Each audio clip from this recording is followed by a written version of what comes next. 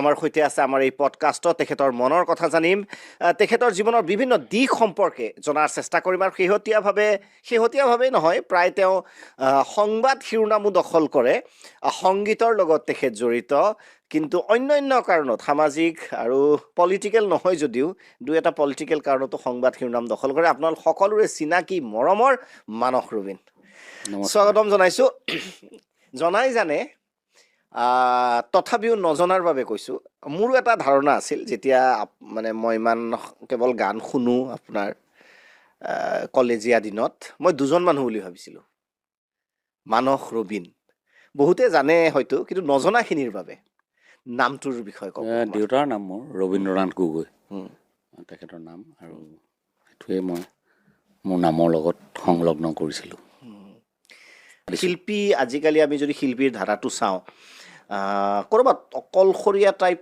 Feel হয় নেকি কাৰণ চবে এটা সুবিধাবাদৰ পিছত দৌৰিছে গোটেইখিনি মানুহ এফিলিয়েটেড হৈ আছে আপুনি জানে পলিটিকেলি গোটেইখিনি মানুহে মোটামুটি 95% আপুনিও জানে ময়ো জানো হৈ আছে এফিলিয়েটেড ক'ৰবাত অকলশৰীয়া ফিল হয় নেকি তেনেকুৱাতো একো নালাগে কাৰণ কেলৈ সেইবোৰ এটা মানে জীৱনৰ তেওঁলোকৰ বাধ্যবাধকতা নহয় জানো আৰু শিল্পী শব্দটো ব্যৱহাৰ নকৰিলে মই খুব ভাল পাওঁ শিল্পী এজন বা দুজন হয় মানে এটা আমাৰ কবিতা যে আছে চব কবি নহয় কেও কবি মানে গান নাচ কৰিলে যে মানুহ এজন শিল্পী হ'ব সেইটো নহয়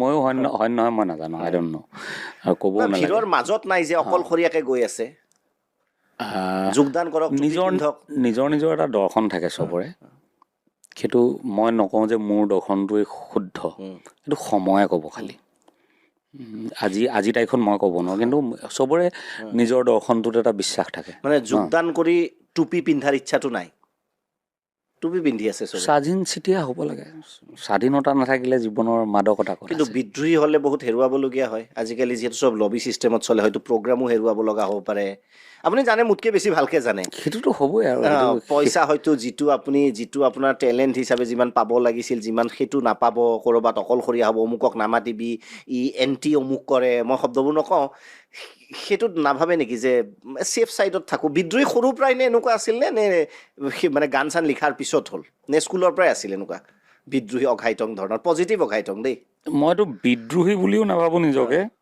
মই খালি অনুভৱ কৰা কথাটো কৈ দিবলৈ মই ভয় নকৰোঁ তাৰ বিনিময়ত যদি দিছ ইজ মাই ফিলিংছ আৰু এইটো মই মোৰ সজ্ঞানেৰে বুজি পাইছোঁ সেই কথাখিনি মই এক্সপ্ৰেছ কৰিবলৈ কোনোদিনে ভয় নকৰোঁ আৰু সেই কথাখিনি যিদিনাই ক'ব নোৱাৰা হ'ম মই নিজে জীয়াই থকাৰ কোনো কাৰণটো বিচাৰি নাপাম মই যদি ছাগলী দুজনী দেখা পাইছোঁ মই যদি কওঁ যে ইয়াত দুজনী ছাগলী আছে হা সেইটো ক'ব নোৱাৰা হৈ গ'লে এই যে শিলৰ চোলা পিন্ধা ৰজাৰ কাহিনীটোৰ নিচিনা সৰু ল'ৰা এটাই যে লাষ্টত কৰি দিলে গতিকে মোৰ সেই অনেষ্টিটো নাইকিয়া হৈ যাব ন খুব দামী নিকিনে নে কিছুমান থাকে প্ৰয়োজন নাই ব্ৰেণ্ডেড পিন্ধে মোৰ কোনো প্ৰয়োজন নাই নৰ্মেল দেখিছোঁ আজি খুব সাংঘাতিক দামী মোৰ কোনোদিনে প্ৰয়োজন হোৱা নাই ধৰক 2-4 লাখৰ চশমা এটা এযোৰ সেইটো প্ৰয়োজনটো আপুনি কমাই ৰাখিলে মানে আপোনাৰ হেৰিটো কমি থাকিব সিংঘম চিনেমাত এটা ডাইলগ আছিল মেৰে ইমান মে দম হে কিউকি মেৰি জৰুৰতে কম হে এইটো ধৰণৰ অলপ মিলিছে চাগে কৈছে যে মোৰ প্ৰয়োজন কম অজয় দেৱগনে কয় কিন্তু কিয়নো মোৰ গতিকে ইমানটো মোৰ ব্যক্তিত্ব নৈতিকতাটো শক্তিশালী যিয়ে নহওক এই যে গোটেই কাৰবাৰবিলাক গৈ আছে জুবিন গাৰ্গৰ যিটো ন্যায়িক প্ৰক্ৰিয়া অফক'ৰ্ছ ছাবজুডাইজ মেটাৰ হৈ আছে এজ এন লয়াৰ ময়ো জানো কিন্তু আমাৰো এটা নিজৰ এক্সপ্ৰেছ কৰাৰ আমাৰ ৰাইট আছে সেইটো কোনেও ৰাইট ডিফাই কৰিব নোৱাৰে আপুনি ইমান ক্ল'জ হিচাপে বা গোটেই কাৰবাৰটো দেখি আছে কি দেখিছে একদম মই যদি আপোনাক সোধোঁ আমাকো বহুতে সোধে যে জুবিন গাৰ্গে ন্যায় পাবনে একদম অনেষ্টলি কওকচোন আজি ন্যায়টো আপুনি কেনেকৈ ডিফাইন কৰিব প্ৰথম কথাটো হ'ল জুবিন গাৰ্গৰ কি হ'ল শেষ মুহূৰ্তত সেই কথাটো জনাটোহে দৰকাৰী সেই কথাটোৱে আমি জানিব পৰা নাই যিকেইটা ভিডিঅ' দেখিলোঁ টুকুৰা টুকুৰকৈ লাষ্টৰটো নাই শেষৰ ভিডিঅ'টো দেখিলোঁ এতিয়া জুবিন গাৰ্গক যে হত্যা কৰা হৈছিল এই কথাটো কোনে কৈছে মাননীয় মুখ্যমন্ত্ৰী ডাঙৰীয়াই কৈছে তাৰ বাহিৰে পৰিয়ালৰ মানুহে কোনোবা দিনা কোৱা শুনিছিলে নেকি যে জুবিনক হত্যা কৰা হ'ল লগত যোৱা কোনোবা মানুহে কৈছে নেকি নাই কোৱা তো প্ৰকাশ ঝাৰ যিখন ৰাজনীতি বুলি চিনেমা তাৰ ডাইলগটো মোৰ খুব মনত পৰে হিন্দীত আছিলে এনেকে যে राजनीति में कभी भी मुर्दे को गराया या दफनाया नहीं जाता, उसे गुलाब जल छिलका के जिंदा रखा जाता है ताकि वक्त आने पर मुर्दा बोले। গতিকে মানে অসমীয়াত ভাঙনিটো এনেকুৱা যে ৰাজনীতিত মৃতকক সহজতে কবৰ দিয়া নাযায় বা জ্বলাই দিয়া নাযায়, তেওঁক পৰাপক্ষত ইছ্যুটো জীয়াই ৰখা হয় যাতে প্ৰয়োজনত তেওঁক থিয় কৰাই দিব পৰা হয়। বহুত মানে আচলতে এইটো গংগাজল প্ৰথমখনৰ আছিল মানে ফাৰ্ষ্ট যিখন বহুত বছৰ আগতে যিখন আহিছিল প্ৰকাশ গংগাজলত নাছিলে এখন ৰাজনীতি বুলি ৰাজনীতি কেটৰিনা কাইফ আছিলে কেটৰিনা কাইফ হয়নে ৰাজনীতি। গতিকে মই সেই কথাটোৱে মাজে মাজে ভাবোঁ যে যিটো ন্যায় লৈ মানুহ উদ্গ্ৰীৱ হৈ আছে গতিকে সেই বস্তুবোৰ মাজে মাজে খুলি দিয়া হৈছে। আপুনি চাবচোন এতিয়া হঠাৎ কালি ফাষ্ট ট্ৰেক কোৰ্টখন দি দিয়া হৈ গ'ল যাতে বস্তুটো প্ৰশমিত হৈ যাওক আৰু এই গোটেই বস্তুটো দীৰ্ঘদিন ধৰি জীয়াই ৰখাৰ অন্তৰালত ধৰক গৰু চোৰৰ পৰা আদি কৰি সম্পত্তিৰ পাহাৰৰ পৰা আদি কৰি বিভিন্ন ধৰণৰ দৰকাৰী ইছ্যু নাইকিয়া হৈ গ'ল। সেই ধৰণেও ভাবিব পাৰে আপুনি। তো বিভিন্ন ধৰণে ইণ্টাৰপ্ৰেট কৰিব পৰা যায় গোটেই কথাটো, কিন্তু আমি গোটেই প্ৰক্ৰিয়াটো আপুনি নিজেও ওকালতিৰ লগত জড়িত। প্লেচ অফ অকাৰেঞ্চত নথকা মানুহ এখিনিক সাক্ষী হিচাপে লৈ কি ন্যায় হ'বগৈ পাৰে বাৰু আপুনি সকলোৱে জানে হয়তো। গতিকে নতুনকৈ মই একো খুব বেছি আশাবাদী নহয় কথাটোক লৈ, কিন্তু নিজৰ দায়িত্বটো আপুনি কৰি মোৰ যিখিনি দায়িত্ব যদি সেই ধৰণৰ কিবা কনস্পিৰেচি আছিলে এইটো প্ৰুফ কৰাৰ ইমান ইজি নহ'ব। গতিকে সেই ধৰণৰ যদি কিবা কনস্পিৰেচি আছিলে তাত আমি অসমীয়া জাতিৰ বাবে লছ কৈছোঁ, ডেফিনেটলি কৈছোঁ। ব্যক্তিগতভাৱে আপোনাৰ বাবে কিমান লছ জুবিন গাৰ্গহীনতা? মানে সেইটো নিজৰ ভাতৃ বিয়োগৰ নিচিনা কথা, কাৰণ মই ঘৰৰ ডাঙৰ, গতিকে মই অকলেই ডাঙৰ হৈছোঁ। গুৱাহাটীত আহি বা যোৰহাটত আহি মই কিছুমান ল'ৰা লগ পাইছিলোঁ আৰু মোৰ চামহাও ৱেভলেংথটো মানে মোৰ লগৰবোৰতকৈ মানে মোতকৈ বয়সত ডাঙৰবোৰৰ লগত মোৰ বেছি চিংক আছিল।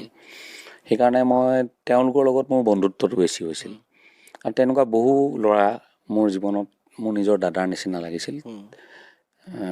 গুৱাহাটীতো মোৰ গানৰ জগতখনত এই জুবিনদাৰ লগত সেই ৰিলেশ্যনটো হৈছিল। মই কিবা বিপদত পৰিলে গান বাজানাটো এটা বেলেগ কিবা এটা মোৰ ব্যক্তিগত জীৱনৰ দুৰ্যোগ আহিলে বা কিবা থাকিলে অভিয়াছলি তাৰ ওচৰলৈ দৌৰি গৈছিলোঁ। চাইমন নাছলি তেখেতৰো যদি জীৱনত কিবা তেনেকুৱা কথা থাকে আমাৰ লগত শ্বেয়াৰ কৰিছিল, মোৰ লগততো বিশেষকৈ শ্বেয়াৰ কৰিছিল। মানস আহিবিচোন, মাধৱ বুলিও কয়, মাধৱ আহিবিচোন আজি। মাধৱ বুলি কিয়? অঁ, তেওঁ শংকৰ হ'লেতো মই মাধৱেই হ'ব লাগিব। মই খালি কৈছিলোঁ যে শংকৰ মাধৱটো মই বুজি পালোঁ, মই মাধৱটো নহওঁ। বোলে কিয়? মই বোলো শংকৰে দুগৰাকী বিয়া পাতিছিলে বুজিছে, আৰু মাধৱক ক'লে যে এগৰাকীও নাপাতিবা, এইটো মই ভাৰ ল'ব নোৱাৰোঁ দেই, মই এগৰাকী অন্ততঃ মই বিয়া পাতি ল'বলৈ দিয়া, তাৰপিছত যি কৰা কৰিব। এনিৱে তেওঁ মাতি পঠাইছিল, কথা পাতিছিলোঁ। আৰু বেচিকেলি তেওঁৰ যেতিয়া তেওঁ গোটেই বিতৰ্কিত এটা জীৱন নহয় জানো, ভালে হওক বেয়াই হওক তেওঁক লৈ ঢেৰ চৰ্চা চলে। তেনেকুৱা বিতৰ্কবোৰ হোৱাৰ মুহূৰ্ততে আৱৰি ধৰিবলগীয়া কথাখিনি শুনিব লাগে, সোধোঁ কি কৰা হ'ব, কেনেকৈ কথাটো আগবঢ়োৱা হ'ব। মানে মনৰ গোটেই কথাখিনি আচলতে মানে নিজৰ পৰিয়ালেই আৰু আপুনি যিটো ক'লে যে ককাই ভাইৰ নিচিনাকৈ গোটেইখিনি এছোৱা সময়ততো আমি মানে দুখে আঁতৰি নাছিলোঁৱে এসময়ত, কিন্তু যেতিয়া বিয়া বাৰু হৈ গ'ল আৰু চবৰে তাৰপিছত এটা ডিষ্টেঞ্চ আহে। নহয় তেওঁৰ লগত ডিষ্টেঞ্চ হোৱাৰ কাৰণটো একদম মানে যুগুত কাৰণ। তেওঁ মানে কি হ'ল, তেওঁৰ জীৱনশৈলীটো একেবাৰে সলনি নকৰিলে বিয়া হোৱাৰ পাছত। গৰিমা বৌয়ে সলাই পেলাবলগীয়া হ'ল তেখেতৰ জীৱন। কিন্তু আমিবোৰতো সলনি হৈ গ'লোঁ, কাৰণ মোৰ ল'ৰা ছোৱালীক মই ৰাতিপুৱাই স্কুল নিব লাগে, কিবা নিব লাগে, এইখিনি দায়িত্ব আছে। গতিকে উৰে ৰাতি তেওঁৰ লগত থকাৰ পৰা আমি আঁতৰি আহিলোঁ আৰু সেই এটা মানে অকণমান আঁতৰি অহাৰ কাৰণ আমি যিহেতু সেই জুবিন গাৰ্গৰ যিটো প্ৰসংগ পাতি আছিলোঁ, এটা কথাটো ন্যায় আপুনি স্পষ্টভাৱে ক'লে, বহুত ঠাইত কৈছে ইতিমধ্যে এই কথাবোৰ, প্ৰমাণৰ কথা কৈছে। আমিও আপোনাক নুসুধোঁ আৰু যে কি প্ৰমাণ আছে বা ৰাইজে তাত কি পাব। আপুনি কৈছে যে শেষলৈ এইটো কামত দিব, বহু আপুনি পডকাষ্টত কৈছে। প্ৰত্যক্ষ ৰাজনীতিত কেতিয়াবা যোৱাৰ ইচ্ছা আছেনে? নাই। আপোনাৰ পচন্দৰ দল হ'লেও কেতিয়াও নাযায়? চিয়'ৰ? বিধায়ক হোৱাৰ মন নাযায়? মন্ত্ৰী হ'বলৈ মন নাই, মই ৰজা হৈ থাকিবলৈ মন নাই। মন্ত্ৰী হ'ব মন নাই, ৰজা হৈ থাকিবলৈ মন। ঘৰত কেতিয়াবা নকয়নে এইবোৰত ক'ত লাগি থাকে অকণমান? মোৰ জীৱনটোৰ লগত মোৰ ঘৰৰ মানুহৰ দূৰ দূৰলৈকে কোনো ধৰণৰ সম্পৰ্ক নাই।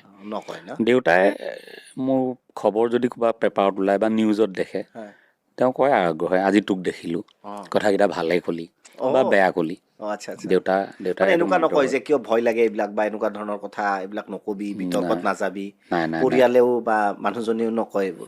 আমাৰ মানে বৰ সাহসী মানুহ গোটেইবোৰ। মোৰ ককাও বৰ সাংঘাতিক মানুহ আছিলে। আৰু মোৰ মাৰ ফালৰ যিজন মানে আমি পুঠা দৌতি বুলি কওঁ, তেওঁ দিহিঙীয়া ৰজাঘৰীয়া মানুহ। তেওঁ সাংঘাতিক সাহসী আছিল।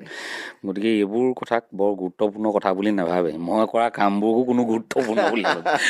মোৰ ঘৰত কোনো মানে বিশেষ হেৰি নাই। ঘৰত মোৰ কামবোৰৰ কোনো হেৰি নাই। মানে মই কিয় সুধিছোঁ, এই কথাবিলাকৰ পৰা আপুনি বঁটা বাহন নাপায়? আপুনি জানে, কিন্তু মই আকৌ ৰিকনফাৰ্ম কৰি দিছোঁ, মই গতাহে পাম, বঁটা ক'ব। গতা নাপায় বাৰু, মই নকওঁ, কিন্তু বঁটা বাহন নাপায়। আপুনি কোনো বিশেষ চৰকাৰী সুবিধা নাপায় বা আপুনি ফাইনেন্সিয়েলিও সাংঘাতিক মানে উইনাৰ, মানে আপুনি ভাল কণ্ডিশ্যনত থাকিব নোৱাৰে, এইকেইটা যদি আপোনাৰ এই স্বভাৱটো থাকে। কিন্তু ৰাইজৰ মৰমটো পাব ক'ৰবাত নহয় ক'ৰবাত। সেই যে দুখীয়া মানুহ এজনে, কৃষক এজনে মনৰ কথাখিনি ক'ব পৰা নাই, সেইখিনি কথা হয়তো আপোনাক এনেকৈ মানুহে এপ্ৰ'চ কৰে বোলে আপুনি মোৰ মনৰ কথা কয়, সেইটোৱে চাগে এটা পুৰস্কাৰ বুলি ভাবে। আৰু কাম কৰিলে ফল আশা কৰিব নালাগে। মই কি কৰি আছোঁ আৰু তাৰপৰা কি পাম এইটো ভাবি থাকিলে আপোনাৰ কিবা কাম হ'ব। কাম কৰি যাওঁতে মই একো নাভাবোঁ। কামটো কৰিম নে নকৰিম সেইটো সিদ্ধান্ত লওঁতে কেতিয়াবা তাৰণা এটা আহে, কৰিবলৈ মন যায়, কেতিয়াবা কৰিবলৈ মন নাযায়। বহুত কথাই মনলৈ আহে বা বহুত কাম কৰিবলৈ মোৰ বাসনা আছিলে যে এইখিনি কাম কৰিব লাগিব, এই ধৰণৰ কাম হ'ব লাগিব, এইখিনি কৰিম। নাই, এতিয়া যিহেতু এটাই জীৱন ন, within a very short time আমি গোটেই কামখিনি, বহুত মানুহে কৰি যাব নোৱাৰে। গতিকে খুব প্লেন কৰিলেহে কামখিনি আপুনি কৰি যাব পাৰিব। গান গোৱা মানুহে বহুত যত্ন লয়। আপোনাক দেখিছোঁ খুব বেছি যত্ন নলয়, কিয়? একেবাৰে ভগৱানে দিয়া গিফ্টটোক, বেয়া নাপাব সুধিছোঁ, নাই মই ভগৱানে দিয়া গিফ্টটোক আদৰ কৰি কিয় নাৰাখে? বেয়া নাপাব সোধা দেই। একেটা কাম বহুত দিন কৰি থাকিম বুলি মই ভবাও নাছিলোঁ আৰু নাইও ভবা এতিয়াও। মানে হৈ গ'ল আৰু যিমানখিনি। সকলোকেতো মানস ৰবীনৰ কণ্ঠটো নিদিয়ে নহয় ওপৰৰজনে। মই বহুত দিন মানে একেটা কাম কৰি থাকিম বুলি ভবা নাই। যত্ন মানে কি, মোৰ কিবা এটা অসুখ এটা হৈ আছে, মাতটো ক্ৰেক হৈ আছে, বেলেগ কথা একো নাই। তথাপিও বহুত আমি ছিংগাৰক দেখোঁ মাতটো খুব সযতনে ৰাখে, আপুনি দেখিছোঁ জেনেৰেলি খুব কম যত্ন। মই আপোনাক গানৰ কথা সুধি আছোঁ, আপুনি মোৰ চাইক'লজি দি মই ষ্টাডি কৰি আছোঁ যে আপুনি খুব এটা ইণ্টাৰেষ্ট দেখুওৱা নাই। আমেজটো নাপাওঁ। আমি দুখ পাওঁ কিন্তু তেতিয়া, আমি মানে মই বুলি নহয়, মানুহে দুখ পায়। এইটো শচীন তেণ্ডুলকাৰে সদায় ক্ৰিকেট খেলি নাথাকে, থকা উচিতো নহয়। যি উপায় নাইকিয়াত খেলি আছে ক্ৰিকেট, সেইটো তেওঁ বাধ্যবাধকতা বুলি মই ভাবোঁ। গতিকে মানে IPL যেনেকৈ খেলে, ধৰক পইচাৰ কাৰণে খেলে, কোনোবাই উপায় নাইকিয়াত খেলি আছে, এইটো বেলেগ কথা আৰু। কিন্তু এটা নিৰ্দিষ্ট সময়ৰ পিছত একেবাৰে মহামানৱ হ'লে বেলেগ কথা আৰু। এতিয়া আমাৰ ভূপেন মামাই জীৱনৰ শেষৰ সময়লৈকে গান গাই গ'ল, ঠিক তেনেকৈ জুবিনদাৰ ক্ষেত্ৰতো একেধৰণে খাটে। গতিকে চবৰ ক্ষেত্ৰত সেইটো হ'ব নহয় সাধাৰণতে, দুয়োটাই জীৱন। সৰুৰ পৰা স্কুলীয়া দিনৰ পৰা কলেজীয়া এতিয়ালৈ প্ৰিয় ব্যক্তি বুলি ক'লে কাক ক'ব? যোনে আপোনাৰ বা ইণ্টাৰনেশ্যনেল হ'ব পাৰে, ৰাষ্ট্ৰীয় হ'ব পাৰে, যিজন ব্যক্তি আপোনাৰ ব্যক্তিত্বই চুই যায়, তেওঁৰ কথাবোৰে চুই যায়, জীৱনশৈলীয়ে চুই যায়, প্ৰিয় ব্যক্তি, মহিলা পুৰুষ যিকোনো হ'ব পাৰে। পঢ়াশলীয়া দিনৰ পৰাতো বহুত মানুহে প্ৰিয় আছিল, কিন্তু সঁচা কথাটো ক'বলৈ গ'লে যাক লগ নোপোৱাকৈ থাকিলেও তেওঁলোক আজিও প্ৰিয় হৈ আছে। যিমানক লগ পালোঁ বেছিভাগেই অপ্ৰিয় হৈ গ'ল। এইটো কি সাংঘাতিক কথা কৈ দিলে, যাক লগ পালোঁ অপ্ৰিয় হৈ গ'ল, কবিতাৰ লাইনেই হৈ গ'ল। আৰু যাক লগ নাপালোঁ প্ৰিয় হৈ থাকিল। কাক লগ পাই অপ্ৰিয় হ'ল মানুহে বুজিব নোকোৱাকে এৰি থৈ দিয়াটো ভাল পুনৰ জন্মত বিশ্বাস কৰে নে মানুহ আকৌ জন্ম হয় যিটো কোৱা হয় ফিলচফিকেলি চাইণ্টিফিকেলিও কিছুমানে কয় বা নকয় বিশ্বাস ইমান ভাবি নাথাকো মানে কোনো সেইটো মানে আৰু হেঁপাহো নাই যে আকৌ জন্ম পাম হ'লোৱে যেনিবা কিনো কৰিম মানে ডিটাচ হৈ গৈছে নহয় মানে নিজৰ হাতত একো নাই ন তুমি চাবা মানে কি তুমি জন্ম ক'ত হ'বা অসমত হ'বা নে আমেৰিকাত হ'বা হিন্দু ঘৰত হ'বা নে মুছলমানৰ ঘৰত হ'বা ধনী ঘৰত হ'বা নে দুখীয়াৰ ঘৰত হ'বা তুমি ডিচাইড কৰিছা নাই কৰা মই ক'ত দিয়া হয়নে গতিকে সেইটো তোমাৰ হাতত নাই ঠিক তেনেকৈ মৰিবা ক'ত ছিংগাপুৰত মৰিবা নে মই গৈ নিমাইজানত মৰিম কিমান বছৰত মৰিম হস্পিটেলত মৰিম মোৰ হাতত আছে জানো নাই গতিকে আৰম্ভণিটো তোমাৰ হাতত নাই শেষটো তোমাৰ হাতত নাই মাজৰখিনি তুমি আছা এই দুটাই যে ঝুলাই আছে মাজত তাৰমানে তুমি ঝুলনাহে ঝুলি আছা আৰু তাৰ বাহিৰে কি আছে কোৱা জিন্দগী খ্বাব হে বুলি এটা মানে কেছৰ গান আছিল এটা হা আৰম্ভণিটোও তোমাৰ হাতত নাই শেষটোও তোমাৰ হাতত নাই তাত থাকিলে কি ৰছীডালৰ এই মাজতে বহি আৰু তুমি এই ঝুলনা ঝুলি আছা আৰু দুডালে ঝুলাই আছে চৰিত্ৰ এটা পালন কৰি আছো আৰু সাংবাদিকৰ চৰিত্ৰ কাৰোবাৰ সন্তানৰ চৰিত্ৰ মই উত্তৰটো জানো আপোনাৰ পৰা এইখিনি কথা পাতি মই গম পাইছোঁ এতিয়া উত্তৰটো কি হ'ব তথাপিও এইবিলাক কৰোঁতেওতো সমালোচনা আহে আপুনি নিস্বাৰ্থভাৱে কৰি আছে এইবোৰ কাম আপুনি নিজৰ সকলো বাদ দি হ'লেও কৰি আছে তাতেও কেতিয়াবা সমালোচনা আহে ধৰক গান এটা উলিয়াই এইটো অমুকৰ গান কংগ্ৰেছীৰ গান এনেকুৱা ধৰণৰ এটা অমুকৰ মানুহ বা সমালোচনাটো কেনেকৈ লয় এতিয়াওতো চাগে কিবা এই ৰবীন আৰ্মীক লৈও সমালোচনা আছে ক'ৰবাত কেনেকৈ লয়নে এইবোৰ নহয় মানে আমি কাৰ কথা শুনিব লাগে